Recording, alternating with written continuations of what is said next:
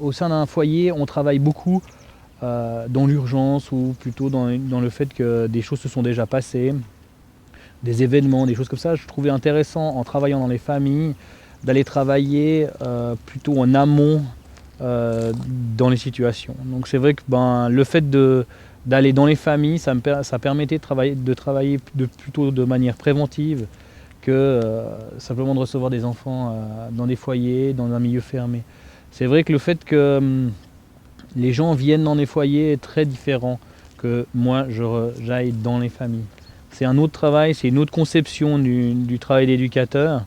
On travaille beaucoup seul, plus seul que dans un foyer entouré d'une équipe éducative, même si on est quand même un certain nombre maintenant à l'AMO, mais on se retrouve toujours confronté au fait d'être seul. Seul face à la famille qui doit au fait nous accepter en tant que tel et accepter le fait qu'un éducateur intervienne chez eux et peut-être vienne, je dirais, changer les habitudes de la famille.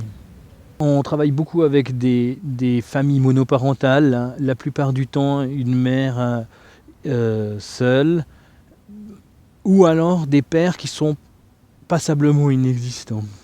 On est souvent face à des conflits de couple. J'ai parfois rencontré des pères qui se mobilisaient plus que d'autres, mais c'est relativement rare. Celui qui nous mandate est la protection des mineurs. On travaille beaucoup avec eux.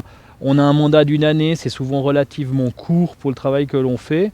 Maintenant, et surtout, je dirais court dans la mesure où ce temps donné est fait pour établir un rapport de confiance avec la famille. Et ça, finalement, c'est pas une chose qui est facile à mettre en place. Il est très variable d'une famille à l'autre. Certaines sont très demandeuses et d'autres beaucoup moins. On travaille parfois dans l'aide contrainte, donc c'est vrai que cette aide où finalement on n'a pas envie que quelqu'un vienne chez nous, ce qui peut être compréhensible pour la plupart des gens, l'est pas toujours.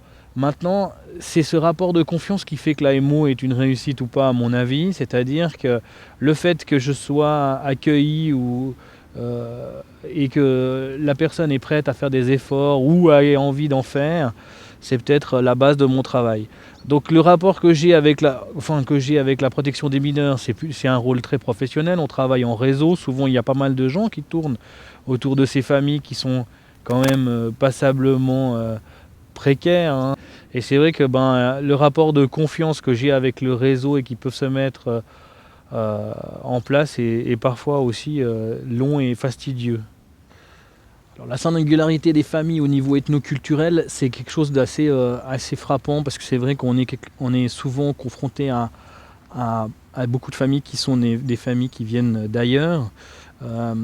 Maintenant, ça fait partie au fait de la spécificité du travail, puisque finalement, comme on va dans les familles et qu'elles nous accueillent, elles nous montrent une partie de leur intimité ou de leur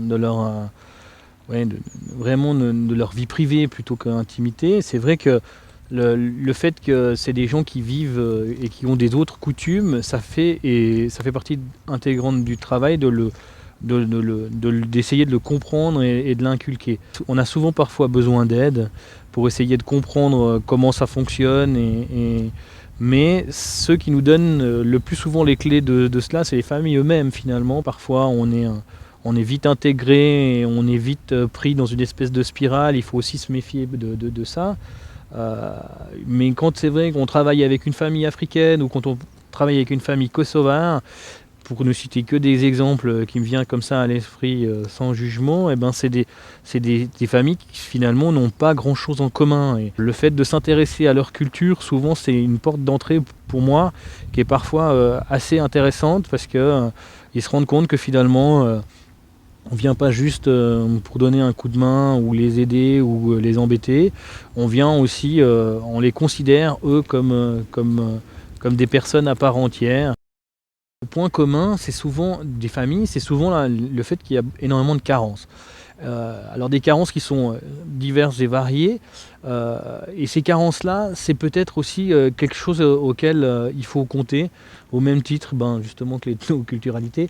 C'est vrai que c'est des choses qu'il faut il faut prendre en compte. On ne peut pas arriver avec nos connaissances et notre manière de voir les choses comme un espèce de bulldozer et en estimant que nous, on détient un savoir et qu'on va inculquer ce savoir. C'est plutôt un cheminement que qu'on essaye d'inculquer à la famille. Quand on a des familles très précarisées, c'est aussi important de pouvoir les guider sur des choses qui pourraient peut-être les aider à sortir de ce manque financier ou de ce manque intellectuel ou des choses comme ça, et de les valoriser peut-être aussi dans des démarches qui peuvent être pour eux des démarches intéressantes, riches, et qui parfois les aident simplement à sortir d'un mauvais pas. L'AMO peut aussi servir à ça, c'est-à-dire de sortir d'une espèce de spirale très néfaste et d'une nouvelle vision par rapport à la famille, et simplement pas s'arrêter simplement au fait qu'il y a beaucoup de carences. Pour moi, ça, c'est quelque chose de très important.